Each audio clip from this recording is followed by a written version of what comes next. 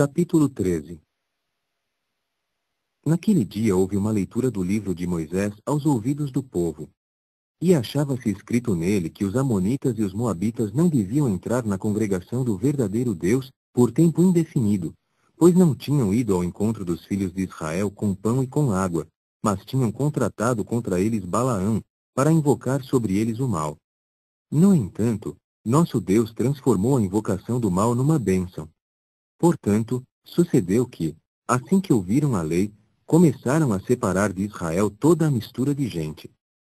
Ora, antes disso, Eliasibe, o sacerdote encarregado de um refeitório da casa de nosso Deus, era parente de Tobias.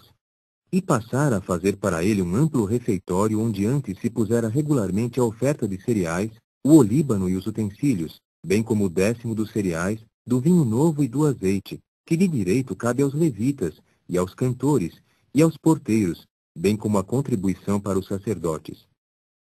E durante todo este tempo aconteceu que eu não estava em Jerusalém, pois no 32º ano de Artaxerxes, rei de Babilônia, cheguei ao rei, e algum tempo depois pedi licença ao rei.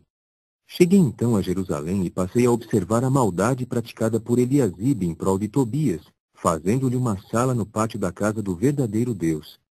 E isso me pareceu muito mal. Por isso lancei toda a mobília da casa de Tobias para fora do refeitório. Depois eu disse a palavra, e eles purificaram os refeitórios. E passei a pôr de volta ali os utensílios da casa do verdadeiro Deus, com a oferta de cereais e o olíbano. E fiquei sabendo que as próprias porções dos levitas não lhes tinham sido dadas, de modo que os levitas e os cantores que faziam a obra foram correr cada um para o seu próprio campo. E comecei a ralhar com os delegados governantes e a dizer: por que se negligenciou a casa do verdadeiro Deus? Portanto, reuni-os e coloquei-os nos seus postos. E todo o Judá, da sua parte, trouxe o 10º dos cereais, e do vinho novo, e do azeite aos depósitos. Então incumbi dos depósitos a Selemias, o sacerdote, e a Zadok, o copista, e a Pedaías, dos levitas. E sob o controle deles estava Anã, filho de Zacur, filho de Matanias, pois eram considerados fiéis. E cabia-lhes fazer a distribuição a seus irmãos.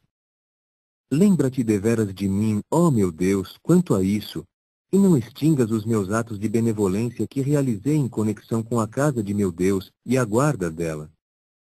Naqueles dias vi em Judá gente pisando lagares de vinho no sábado e trazendo para dentro montes de cereais, e carregando jumentos com eles, e também com vinho, uvas e figos, e com toda sorte de carga, e trazendo-os a Jerusalém no dia de sábado. E passei a testificar contra eles no dia em que vendiam provisões.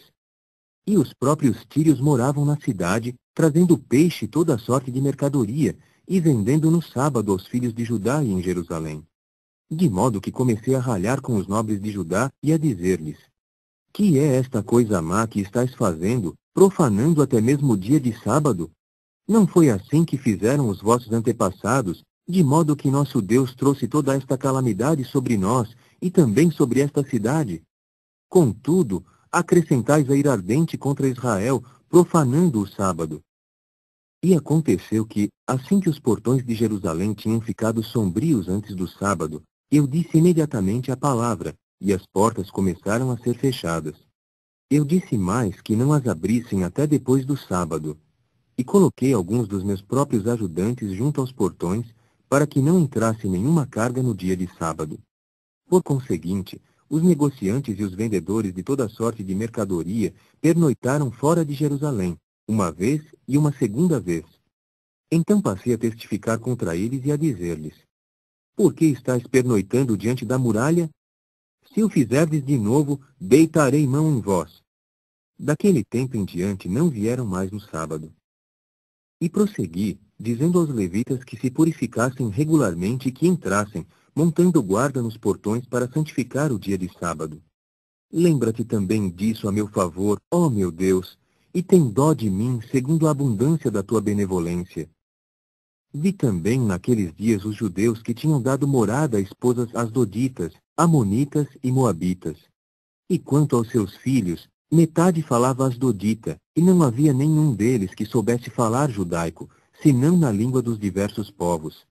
E comecei a ralhar com eles e a invocar o mal sobre eles, e a golpear alguns homens deles, e a arrancar seu cabelo, e a fazê-los jurar por Deus. Não deveis dar vossas filhas a seus filhos, e não deveis aceitar nenhuma das suas filhas para os vossos filhos ou para vós mesmos. Não foi por causa destas que Salomão, rei de Israel, pecou? E entre as muitas nações mostrou-se não haver rei igual a ele, e veio a ser amado por seu Deus, de modo que Deus o constituiu rei sobre todo Israel. Até mesmo a ele fizeram pecar as esposas estrangeiras. E não é algo nunca ouvido cometerdes toda esta grande maldade ao agirdes infielmente contra o nosso Deus, dando morada a esposas estrangeiras? E um dos filhos de Joiada, filho de Eliasibe, o sumo sacerdote, era genro de Sambalá, o horonita, de modo que o enxotei de mim. Lembra-te deveras deles, ó meu Deus, por causa do aviltamento do sacerdócio e do pacto do sacerdócio e dos levitas. E purifiquei-os de tudo o que era estrangeiro e passei a designar deveres aos sacerdotes e aos levitas, cada um na sua própria obra, até mesmo para o suprimento de lenha nos tempos marcados e para os primeiros frutos maduros. Lembra-te deveras de mim, ó meu Deus, para o bem,